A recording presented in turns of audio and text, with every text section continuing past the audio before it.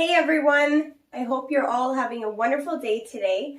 My name is Jenny Kent and welcome to my YouTube channel. First off, I just want to thank everybody who subscribed to my channel, who liked my last video and shared my last video. Any type of support helps a lot, so I truly appreciate it. Also, I do apologize for the wait. I know I wanted to post this part 2 like a few weeks ago, but I ended up taking on a second job. And I am in the middle of moving, so it's been really hard to get the second video done. I did make a video already for part 2, but after rewatching it, I didn't really like how I spoke because I was nervous, so I decided to redo it. So today's video is going to be about my dog attack story.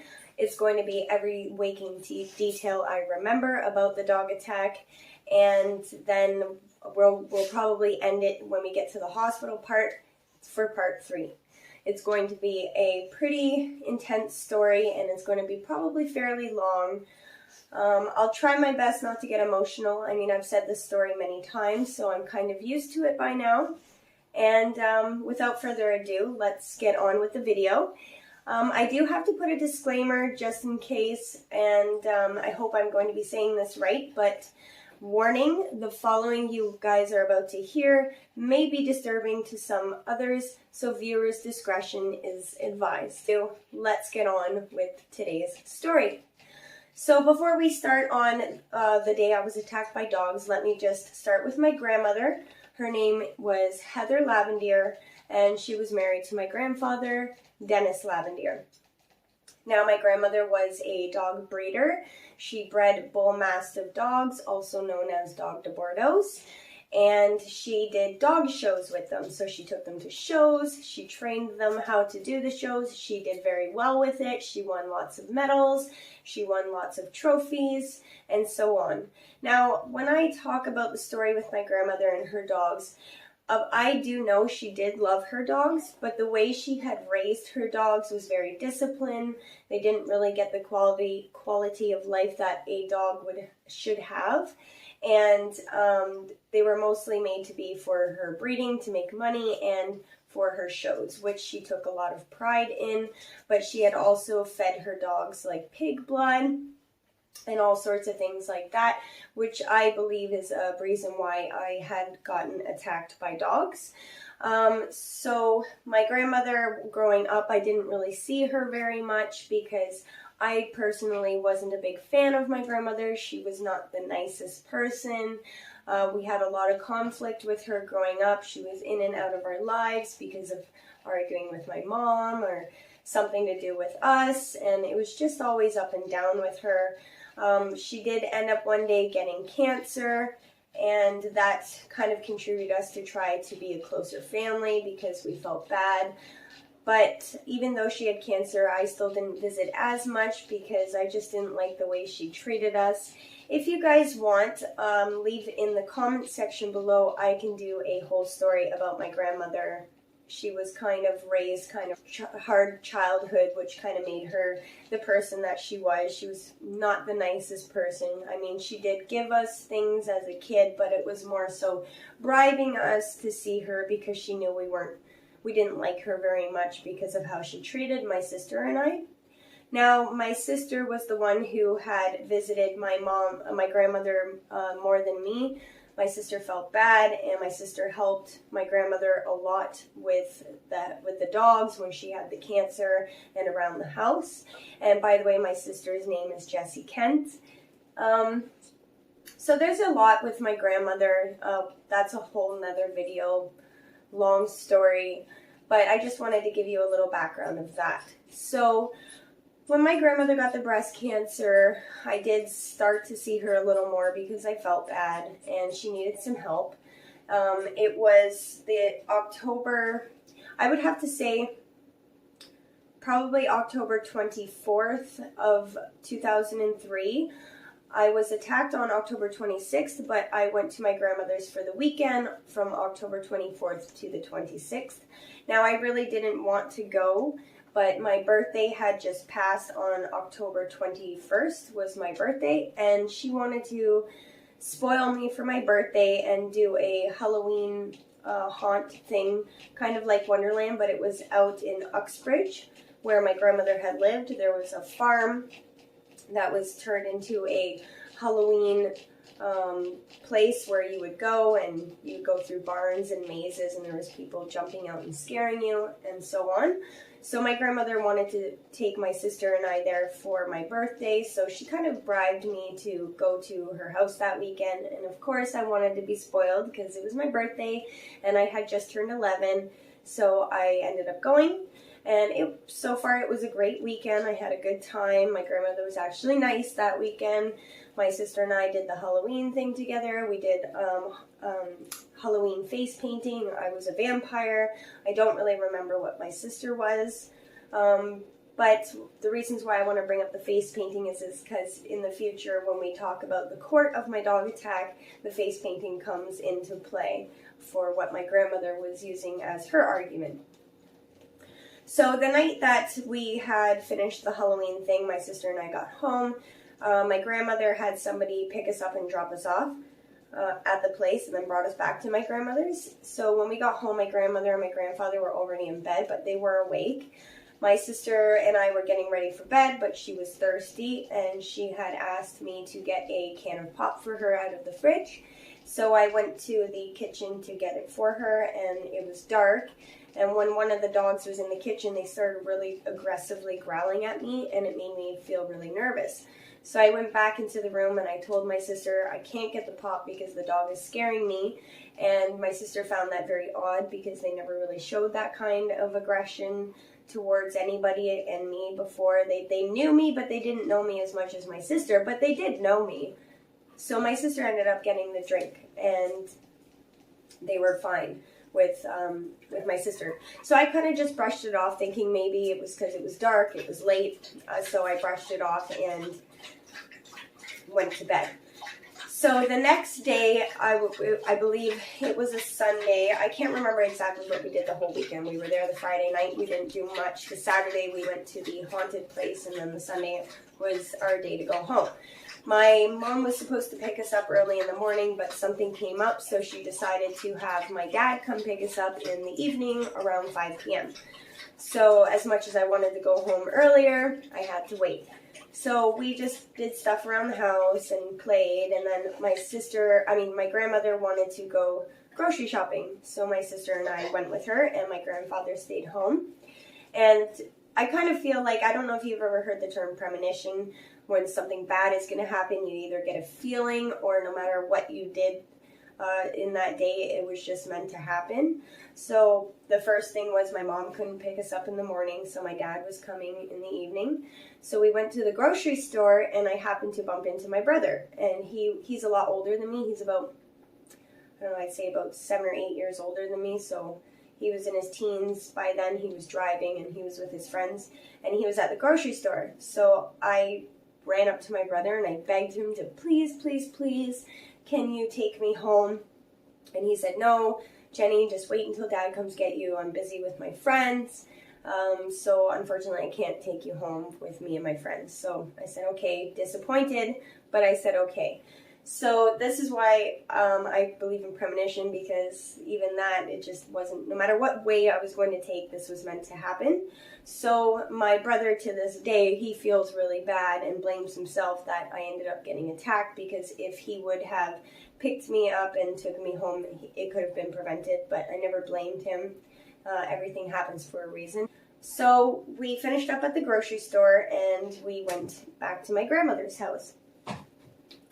And when we got there, my grandmother, my sister, and I, we brought the groceries in.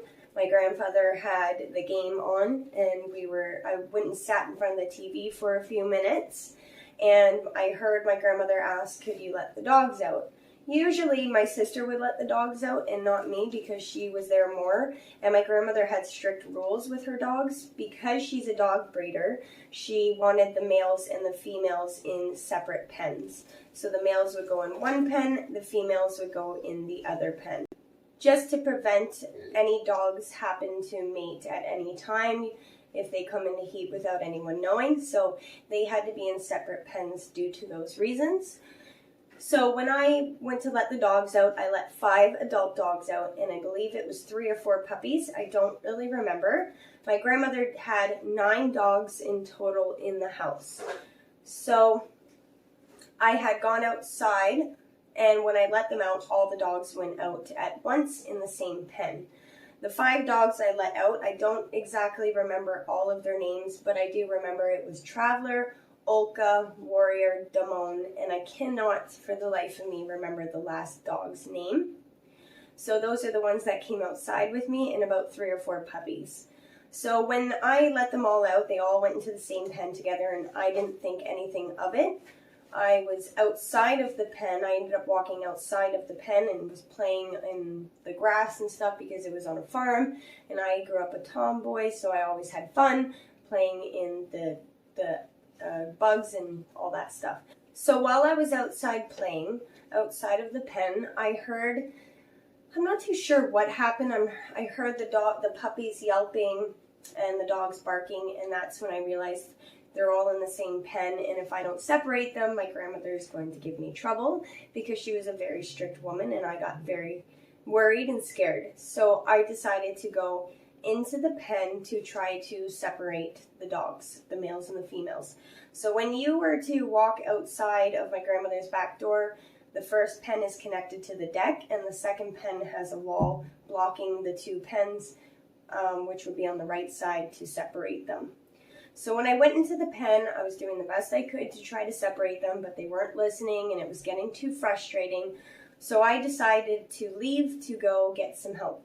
And as I went to go walk out of the pen, one of the dogs came and stared me right in the eyes. And I believe the one that stared me right in the eyes was Olka. And the way she stared at me in the eyes made me feel very uncomfortable and very nervous. And from learning a lot about animals and dogs, I do know when 2 dogs or animals in the wild, such as lions, stare each other in the eyes, they are challenging themselves and they will attack. So that's kind of what happened with me. So I felt really nervous, and I tried to calmly walk away. And as I was doing that, another dog, which I believe was Traveler, started barking and jumping and growling at me. So I'm trying to calm this dog down while it's jumping and growling at me, and I'm saying, it's okay, trying to slowly back my way out of the pen. And that's when Olka came and grabbed me by my arm. And so it was in the middle of October. It was raining, and it was muddy, and it was cold. I had snow pants on, a snow jacket, snow hat. I was all bundled up to stay warm, and I started getting pulled in circles. And as I was being pulled in circles, I'm trying to tell the other dog, it's okay, relax, calm down, trying to relax that dog at the same time. And it happened so quickly. The dog that had my arm pulled my arm, and all I remember is my feet flying out from under me and me landing backwards. And as I was falling, the only thing I could think of or scream was to scream God. I screamed, oh my God, but I screamed it like, oh my God, like, help me. That was the only thing I could think of in that moment. When I hit the ground, I don't know how long it was that I blacked out for, because I did black out from hitting my head very hard. But when we spoke about it through with lawyers in court, and when I had to tell my story and about that point, not remembering how long I was out for, they determined maybe 2 to 3 minutes, because the amount of time that everyone kind of calculated how long I was actually out there for, they felt that I was maybe only attacked for about 15 or 20 minutes. Anything more, I would have probably just died because of how aggressive a pack attack of 5 dogs is. So once I hit the ground, that's when the rest followed, and they did a pack attack. That's very common with animals in the wild or dogs. When one starts, they don't know their emotions. They just lose all their thought and they follow. And so that's what had happened. When I finally woke up, I'm assuming 2 to 3 minutes later, in that amount of time of being blacked out, the dogs had ripped off my snow pants, they ripped off my pants, my snow jacket, which is a big puffy jacket, my sweater, my shirt that was underneath. They even took off my socks. They took everything off but my underwear. That's what I remember having on when I opened my eyes for the first time and looked up at myself. Now, of course, when I first opened my eyes and looked up and saw what was happening, I started screaming. Help me, somebody help me. Oh my God, I can't believe this is happening to me. Why are you guys doing this to me? I just kept saying, why are you doing this to me? Why are you doing this to me? You guys know me. Why? That's all I could say. And when I looked up, one of the dogs had grabbed my lower right leg and bit into it, and I just watched the skin tear. And I watched the dog tear it off, chew it, swallow it, and ate it. So the dogs weren't just biting me, they were literally eating me like I was a piece of meat. And I remember them just biting me from every angle. I have over 150 puncture wounds on my body, so they were literally just biting anything they could get. So, as I was screaming, what I remember is one of the dogs grabbing the bone on the lower part of my body, and I just heard it snap. That it was just like so easy, just snapped it with its jaw. And because I was so scared and I had so much adrenaline in me, I didn't feel anything.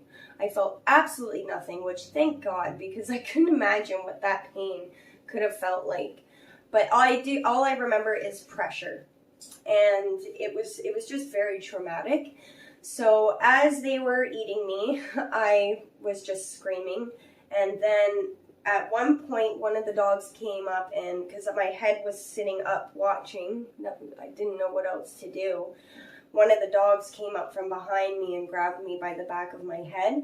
And to this day, I do have a bald spot and scarring back there, but I have hair to cover it. But even if I didn't, it wouldn't bother me because I am not ashamed of my body or my scars. So when the dog grabbed me by the back of my neck, he began to drag me back and forth, like I was like a rag doll. And all the other dogs were chasing at me like I was a toy, and they were biting as they were chasing me. So at one point, one of the dogs happened to get me by my right arm, and another dog got me by my left arm. And at that point, they began to tug a war with my body. So I was being pulled from all three directions, from the right, the left, and the back, like so.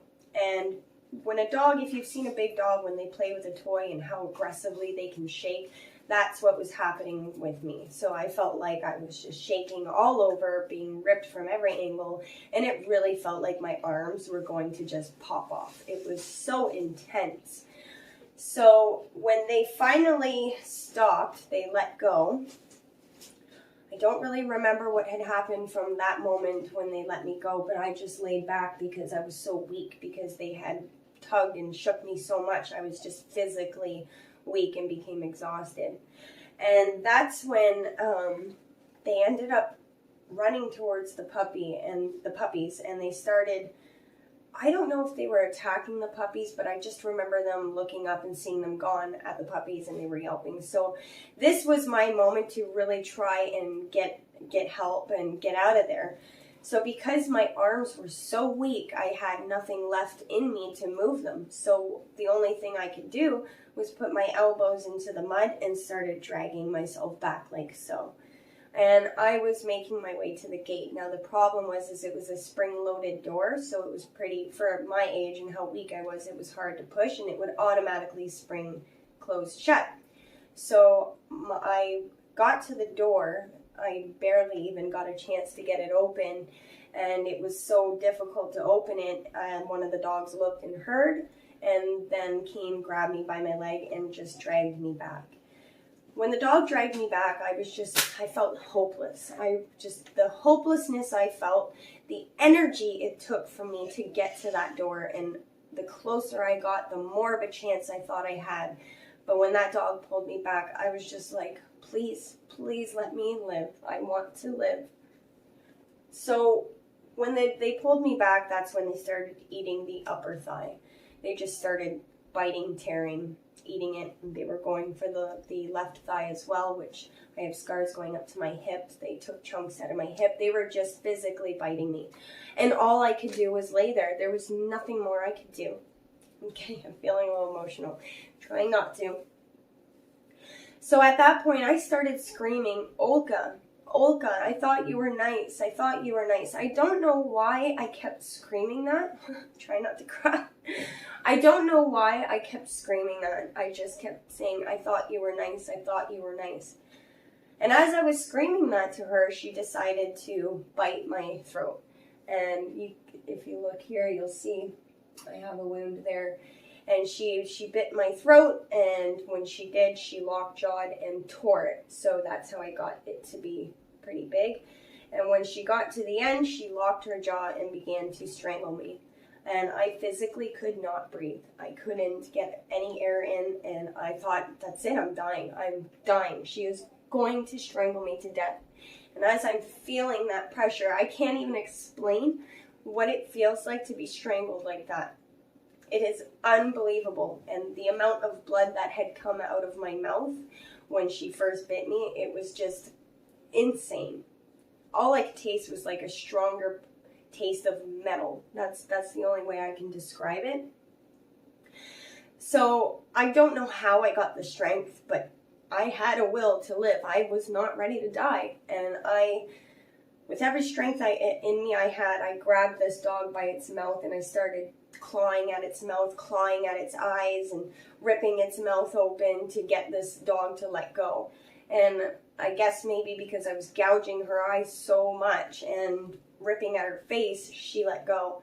But when she let go, the amount of blood that squirted out of my neck and out of my mouth was unbelievable. It's just like the movies when somebody's throat is ripped open, it squirts out like insane.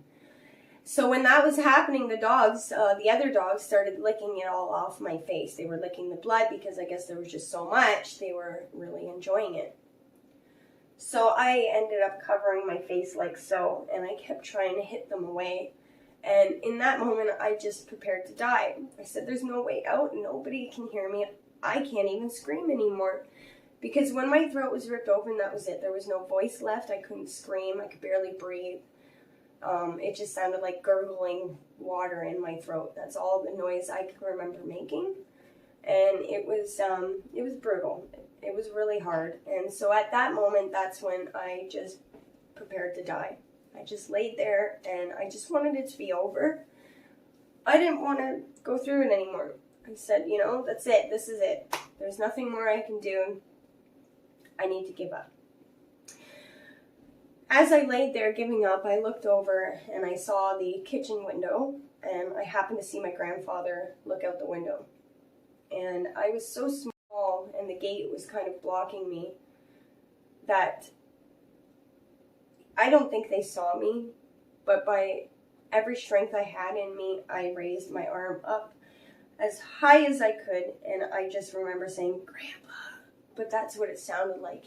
There was no voice. It was literally just, Grandpa, like that. And I lifted my arm as high as I could, trying for him to see my hand, and then he walked away from the window. I didn't think he saw me. My hand just dropped, and I was just like, there's no hope. I'm trying not to cry. Nobody is going to find me. Nobody saw me, and this is how I will die. Next thing you know, I remember hearing, hey, hey, and I look over and I see my grandfather just running as fast as he can to the pen.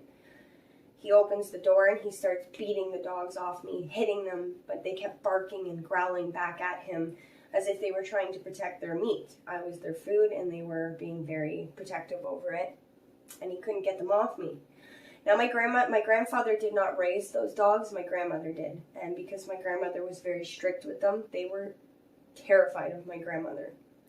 So my grandfather is screaming for my grandmother to come outside as he's trying to beat these dogs off of me. And she comes out, and all I remember her saying, hey, as loud as she could. And once she yelled, hey, all the dogs ran away. They were very scared of her, and they just cowered. They realized then, fuck, we're in trouble. Excuse my French. So as they were getting the dogs together, freaking out on what to do, I remember hearing, should we call an ambulance? My grandmother said, no, she's not going to make it. We need to take her to the hospital. So they rounded up the dogs and they went inside. And I was laying outside by myself for, I don't know, felt like forever, but it was probably just a few minutes.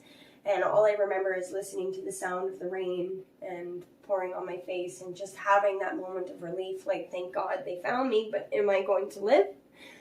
I wasn't sure. I was so tired and I was so weak at that point.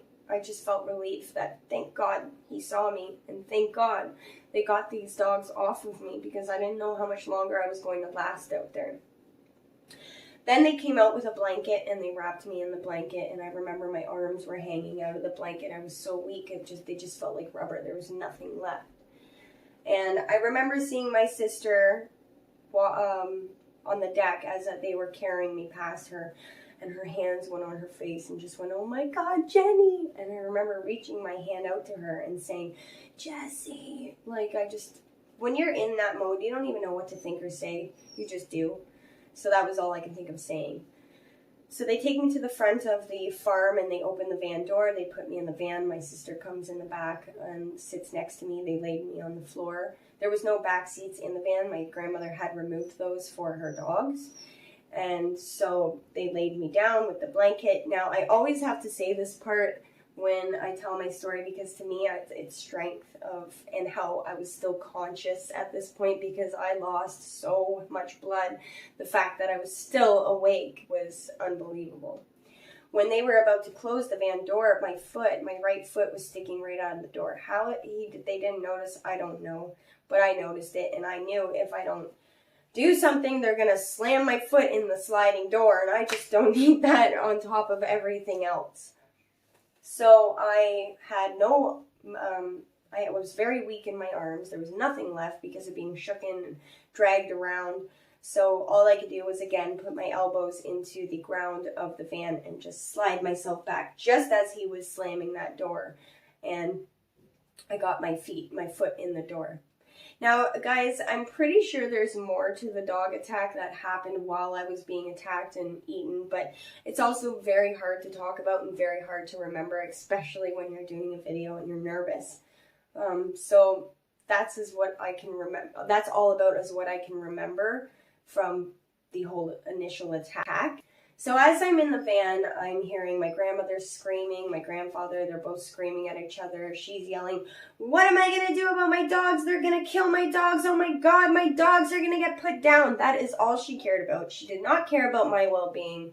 I think she would have been happier if I just died, to be honest, because all she cared about was them. She didn't even care about me. She never even mentioned, is she going to live? My grandma, my granddaughter, nothing. As we were in the van, she turns around and points at me and says, "You better say it was 2 dogs and you were breaking up a fight." Basically trying to cover her ass of what happened and saying that it was breaking up a fight. But if I was breaking up a dog fight, I mean, if there was people there, it wouldn't have gotten that severe. They would have been able to stop it. So after she said that, I just started to drain her voice out. I didn't care about what she was saying anymore. I really wanted to get a message out to my sister, and I began to tell her to tell Mom tell Mom I love her. I love Dad. I love you. I really thought, sorry, I'm trying not to cry. I really thought that I was going to die. So I at least wanted my family to know that in my last moments, I was thinking of them, because I wasn't sure if I was ever going to get the opportunity to tell them that I love them ever again, or if they were ever going to see me again. All I could think of is, what's going to happen if I die? What's everyone going to do? So that was all I could think of, and my sister kept holding my wounds in with the blanket and kept saying, "You're going to be okay, you're going to be okay." But I kept saying, "Shut up, shut up, shut up," because I wanted to get my message out to her, to tell them that this is my dying wish. This is what I want them to hear in case I die and never get this chance. And as I was saying it, I blacked out. I remember just going black, seeing nothing but black. And in that time, my sister said that I had gone into a seizure, and I started to convulse and shake, and my eyes were rolling in the back of my head, and she was trying to hold me down. She actually has scars all over her arms from me scratching, because she was just trying to hold me in that moment. When I got to the hospital, I went to the Uxbridge Hospital, and when I got there, my grandmother had ran into the building and got a nurse and a stretcher. When they came and opened the van door, from the sound of it sliding and opening really loud, I snapped out of my seizure or whatever I was in, and I became conscious again. And when I became conscious, they had grabbed me out of the van, they put me on the stretcher, and they began running me in the building. I remember looking up at the nurse and her running and looking down at me and running and looking down at me and started saying, was she in a fire? Is she a burned victim? Because I was in the mud and it was raining, my body looked black head to toe. I was covered in mud. Excuse me. And so I looked like I was in a fire. I looked like I was a burnt victim. And when they were running, my grandmother started saying, no, no, dogs. She was attacked by dogs. And they rushed me into a hospital room where immediately I was surrounded by like 15 doctors. And they put a mask on my face and they began to grab towels. They began grabbing paper towels, anything they could, and they started wiping down my body like this, all over my legs. And surprisingly, I remember all of this. So when they put the mask on my face, they actually gave me anesthetic, and I thought it was air. Because my throat was ripped open, I had a really hard time breathing. And so when they put that anesthetic on my face, I was just breathing it in like no tomorrow, like I've never had a breath in my life. So as I was getting the anesthetic, I was getting dizzy and tired and disoriented. And in that time, they were asking me, what's your name? Who's your mom? What happened? And all I kept saying was, I don't know, I don't know. I was rocking back and forth, just saying, I don't know, I don't know. At that point, I was just so tired and exhausted, I couldn't even function or think. And when the anesthetic started making me go dizzy and fall asleep, I was becoming extremely scared that was the moment I was dying. So I was fighting that anesthetic. I'm holding my eyes open. I didn't want to die.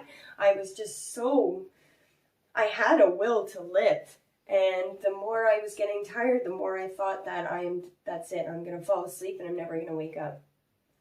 And then I did pass out. So when that happened, they obviously began assessing the situation, what was going on. I was so dirty with mud, they had to wash me down just to see what my wounds looked like. So this is the part where it gets really difficult for me to remember. I only remember what I have been told because I was at this point passed out. So while they were figuring out what to do with me, my mother gets a call. I believe it was from my grandmother, and she told her Jenny was bit by a dog. That's all she told her. She didn't tell her how severe it was. She just said Jenny was bit by a dog. Now my mom was like, oh, damn it, because in the past I was bitten by a few dogs as well. I have a bite on my face here. I'll show you guys right here if you see it. That's from a dog when I was 2 years old because my mom wasn't watching me, and there was a dog, a golden retriever, eating food, and I happened to put my face in his bowl while he was eating, not knowing that dogs can be food aggressive, and the dog turned around and bit me. There was another time I was bitten in the middle of the nose because I was rollerblading and I slipped. Actually, there was a girl walking a dog. I accidentally rolled over the dog's paw, and the dog ended up jumping and biting my nose. I was bit one time by a Great Dane on my ear because I was hugging the owner and the dog got protective and just bit my ear. So I was bitten a few times when I was young. So my mom was like, oh, damn it, Jenny, again. All right, I'm on my way. My dad, Brian, had showed up to the house to pick me up, and my sister and I up, and nobody answered the door. And he thought it was really strange how the dog sounded a lot more aggressive than usual when they were barking. So he ended up calling my mom. My mom was like, yeah, she got bit by one of the dogs. I'm on my way to the hospital. I'll bring her home. No big deal. Just thought it was just a few stitches and then I'm gone. So my mom gets to the Uxbridge Hospital, and that's when she goes to the receptionist. She says, hi, my name is Shelley Lowe. I'm here to pick up my daughter, Jenny. I heard she got bit by a dog. The girl looks up at my mom and says, you're Jenny's mother? She said, yeah. And she said, I'll be right back. So that's when the nurse, or the receptionist, went to tell the doctors that my mom was there. And then my mom sees about 10 doctors come out of a room and completely circle her. And my mom at that moment started looking around going, what the bleep is going on? What is going on? Where is my daughter? What is going on? And they said, you need to sit down. Your daughter was viciously mauled by the 2 dogs, is what they said, because that's what my grandmother told them at the time. And my sister Jessie was also in so much shock to even speak of what happened or what dogs did it. And they said that she needs to be airlifted to Sick Kids Hospital because we have found that she has a torn artery in her right leg and her leg may need to be amputated. So right there, my mom she falls back, sits down, and she's in shock. She starts to cry immediately, thinking, if my daughter loses her right leg, what is she going to do? Because I grew up a dirt biker. Again, I was a tomboy, so I grew up like a stunt dirt biker, derby cars, like I did all that stuff. And if one day I want to get back into it, just life is so busy, but that's the passion I had. I was a very outdoorsy kid. So that's what she started thinking immediately. So they got me prepared to fly me out to Sick Kids Hospital. And in that time, they had called a doctor by the name of Dr. Rubin, who I absolutely love. He is the reason why I still have my leg. And he was a vascular surgeon, and he specializes in arteries. So they called him in the middle of the night because I was in the hospital at Uxbridge for hours while they assessed the situation. It took them a long time to clean my wounds to figure out what the damage is, and that's when they found the torn artery. Now, when you tear any type of artery in your body, like your leg or your arm, that is basically what makes your arm or leg move. So I had no pulse in my leg, and my leg was dying. So I don't know if they had someone pick him up and rush him there, but I was airlifted to Sick Kids Hospital. When I got there, they rushed me into a surgery room, and my mom was put into another room where there was a glass, and she was in a room where she could watch me. And from what my mom told me, she said that all she remembers is them lying my little body on a table, and I had bandages from head to toe. Like I was like a mummy. My entire body was wrapped up, and they started immediately unwrapping my body, and she said all she remembers, this part gets me every time. She said all she remembers is seeing my little girl's flesh sticking out of her body. She said, I saw your bones, I saw your muscles, and there was nothing I could do. I couldn't even go in there to hold you and rub your head to whisper in your ear that you're going to be okay. She couldn't do anything but watch. And I think from a mother's point of view, that's a really difficult thing to see your 11-year-old daughter bleeding and ripped apart like that and having an immediate surgery. So they did proceed in the surgery, and it was a 10-hour surgery. It was very intense. It was life-saving. And this doctor, Dr. Rubin, he had managed to find a vein in my left leg up here that I had zero use for. And he thought maybe we could try cutting a small piece of this vein out and repairing it with the artery and see what happens. And so that's what they did. Now, they weren't sure at the very beginning when they repaired it if it was going to work. It needed time to heal and mend together to let the blood flow go through and hopefully get a pulse. So from there, they had to just keep me stable. I believe the body holds about 4 pints of blood. I can't remember the exact name.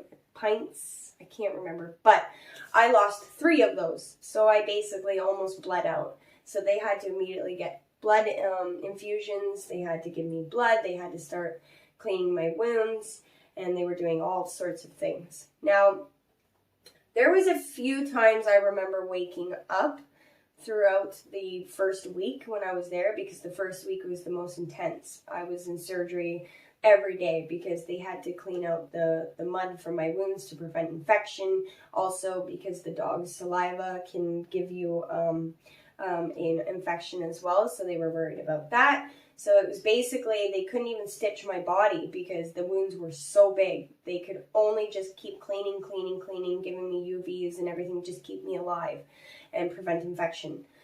So there was a time I remember waking up, and I think I was getting ready for a surgery, and when I woke up, I remember being in a wheelchair, and my hands were tied down on the wheelchair, and I don't remember a lot, but I remember this part, and I remember waking up screaming, because I was so thirsty, And before you go for surgery, you can't eat or drink after a certain time. And I was just remember waking up feeling like the most thirstiest I've ever felt in my life. And I started screaming at everybody, and I started swearing at everybody. You know, at a young age, I was pissed. I went through a lot, and I just wanted some water. So I remember screaming, "Give me some fucking water!" Like, it was literally like that. And at one point, my mom started laughing because she never heard me scream or swear like that before. So what they did is they had a beautiful cup of water in front of me full of ice, and it looked so beautiful and cold. And they had a stick with a little tiny sponge attached, and they just kept dipping the sponge in the water and letting me suck on it. But it felt like a tiny drop of water. It was like nothing, and I was just freaking out. Now, the reason why they tied my hands down was because apparently I was causing a lot of injuries to myself because I was very confused. I didn't understand what was going on. And I had a tube put down my throat for air, and apparently I kept ripping it out. I did not want anything to do with that in my mouth. I kept ripping it out, and they had to keep putting it back in, and they decided to tie my hands down to prevent me from doing it. But my mom said that I ended up starting using my tongue to push it out, so I was going like pushing this tube out of my throat, because they shove it so far down. It's just sitting there. It's so uncomfortable, and your mouth is so dry, and I guess that's why I was so thirsty. So they finally gave up, and they took it out, and they decided to put the air things through my nose, which was a lot better. But I was so confused. I was also injuring myself. I was trying to get up, and they were like, "No, you can't get up." So that's why they had to tie me down. And then from there, they had to put me in an induced coma because I couldn't relax. They had to put me in a coma. And so I believe it was only 2 days that they put me in an induced coma, so that way they could practice a little more of the surgery and figure out what to do. Now, there is a lot more to this story. I'm not sure if I should wait to finish it, because I want to do a part 3 of just the hospital experience, because that itself is going to be a long video, and I believe we're already at like 40 minutes. So I don't want to overwhelm you guys, and I want to keep some saved for the next video. Also, there are going to be some things that I'm probably not going to talk about on this channel, because I do want to save some for my book that I'm planning to write in the future. So there's a lot of more graphic things, such as I want to talk in my book about my childhood and stuff, like I said in the previous video. And I just want to save some of that for my book. Got to save some of the good juicies for later. And so I'm not too sure if I'm going to stop the video now. Maybe I'll just say a little bit more, and then part 3 will be the hospital experience. So there was a time where I remember waking up in a room, and it's basically a room for for children that are in worse condition than most. So it's basically, I don't know how to explain it. It's a room where there's tons of kids in hospital beds everywhere. Like, you can see it everywhere. And it's for the ones that are in critical condition like I was.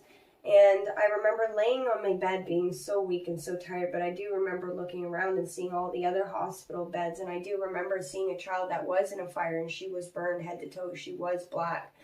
And it just made me think of when I was brought in, and they asked if I was a burn victim, and I actually did end up seeing a child that was in a fire there. And when I tell you Sick Kids Hospital is one of the saddest hospitals you could ever be at, it really is. There are children there that were never to leave, that were never allowed to leave again. They were very sick. I at least knew eventually I was going to get out of there. There are children that were in worse condition than me, and if you can imagine what I went through after being mauled by 5 dogs, and even saying that there are kids that were there with worse conditions than me, it's very devastating and sad. So there's a lot that I remember in that hospital, which will be for part 3. But I remember one of my mom's ex-boyfriends at the time. He came to visit me because he meant very much to me.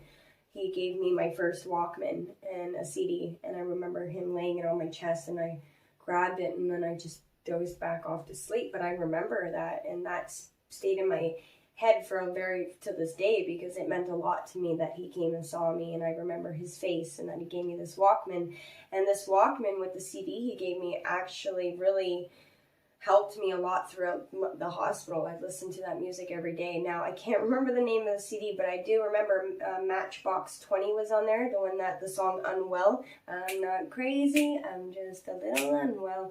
Well, that song was probably one of my most favorite songs of being in the hospital when I felt alone and sad and scared and confused, because it basically, there was the beginning of the song, it goes, all day staring, talking to myself. Oh wait, no, how's it go again? It goes, all day staring at the ceiling, making friends with shadows on the wall. And if you go and look up the song, it really related to how I felt in that hospital room and how I felt trapped and alone. And it just really helped me get by and get through. So after, there's so much more that I could talk about, but I do want to save it for part 3. So I'll just end it with a quick part. So after a little while, they had got me situated in a bedroom. And I couldn't sleep for more than 10 minutes at a time. I kept waking up, and every time I woke up, I would scream for my mom, Mom, Mom, Mom. And eventually she said, what's wrong? And I kept saying to her, the people are coming, the people are coming. And she said, what people? And I kept saying, there's people in my room, and they're trying to get me to walk away with them. And I said, but when I saw you, I ran to you, Mom. I ran to you. And she broke down. She started crying because she truly believed that if she didn't walk in the room at that time, that my spirit was ready to move on. But when a child sees their mother, their first instinct is to run to their mom. Now, what I remember is I remember laying in my hospital bed. I couldn't see anybody. I couldn't hear anything. But I remember seeing tall, black, like dark, shady figures in my room. But they were all over my bed. And they were super tall. And they were like whispering to me to come with them. And the way they had it, it felt peaceful. I felt relaxed. It felt nice. It was actually a very peaceful feeling. They didn't make me feel scared. I felt warm. I didn't feel any pain. And I remember as if I came out of my body and I was just walking with them. And I was just walking into a white mist. That's all I remember seeing. It was just white. And I was walking with them, holding my hands on each side. But I heard a noise, and when I heard, I turned around, and my mom had come through the door, and everything was blurry, but her face. I just saw her face, and that's all I think was, Mom, Mommy, and then immediately it was like I got sucked back, and I woke up in the hospital bed, and I started shaking and crying, and that's when I said, the people are trying to take me. Don't leave, Mommy, don't leave. They're trying to take me, and I truly believe if she didn't walk in that room, then I was ready to pass over. So I've had a near-death experience, and I fought it, and I do believe because of that I'm more in tune with certain things around me, and we'll get into that later. So anyways, guys, we're at like 40 minutes. I do want to save the rest for part 3. I want to talk about how I transitioned in the hospital, the things I seen and things that happened and things I did, and so that way you guys can get a good idea of what it's like and of what my recovery was like, and then so on. The videos are going to continue. Now my goal is to share these stories with you because I want you to see how I transitioned into the outgoing, positive woman that I am today, and that I'm not ashamed of my scars. I stand against bullying, I stand against body shaming, and my goal is to show everybody that you are beautiful the way you are, and to love themselves, and to one day feel not self-conscious about themselves, and to live their lives as everyone should. Everybody deserves to be happy. Everybody deserves to be comfortable in their own skin. And I also want to set awareness of bullying because I've had lots of bullies who made fun of my scars growing up, and it took a big toll on me and affected me a lot going through high school. And it took me many years to become the woman that I am today. And I just want to brighten everybody's day and make them feel more good about themselves. And also, my goal from this channel, as I said in my last video, is to eventually have men and women reach out to me with their scar stories. And maybe I could go do a photo shoot of them, or if they have pictures of their scars or their accident, and they can send it to me, and I can share their story and share their page so that their story can be heard and they can be seen, because everybody deserves to be heard. Everybody has a story out there, and some are so inspiring to others, and it helps others heal. Even if somebody doesn't have scars and has gone through something very traumatic, there are internal scars, and a lot of people come out positive from it.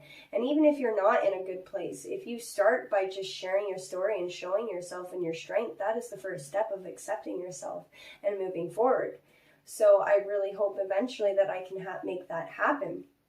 And, and when when I mean scars, it could be something from an accident, stretch marks from giving life, that like life is the most beautiful thing that we have and that a woman can give, and you should never be ashamed of that. And, even if you have self-inflicted scars and so on, or if you're too skinny or if you're overweight, and there's just so many things that women go through on a daily basis, even men. And I really hope that I can set a good example and change those thoughts for you. It's all about changing your mindset and manifesting what you want in your life. If you're constantly sad and negative or depressed about yourself, then that is what you're manifesting, and that's what's coming back to you. It's taken me a long time to get to the way where I am now and changing my mindset, because I used to constantly be depressed. I used to think nobody would ever love me, no one would love my scars, and that I was ugly.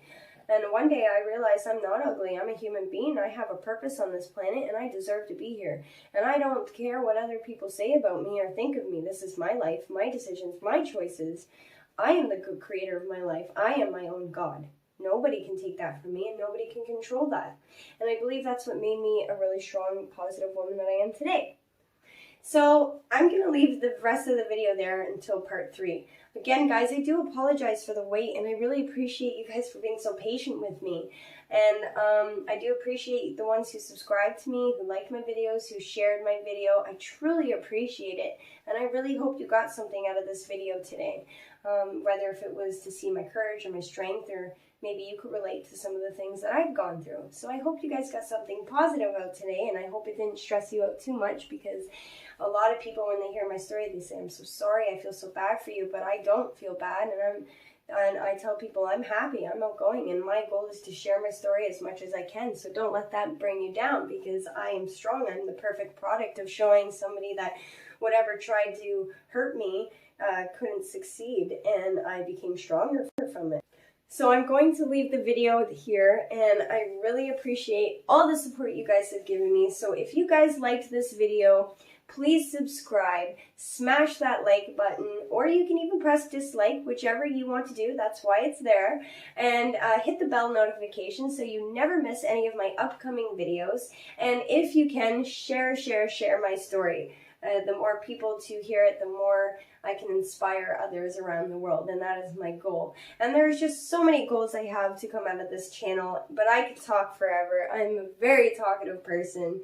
So I'm going to leave it there, you guys. Thank you so much for being here with me today. I really appreciate it. I hope you guys have a wonderful day and a wonderful week. And I will see you guys later. I don't know when I will update my next video, because, again, I'm so busy and trying to find time. But eventually, once I learn the editing better and so on, that my goal is to post at least once or twice a week, and seeing how this goes. So thank you guys. Have a wonderful night. I will see you guys in the next video. Mwah. Bye.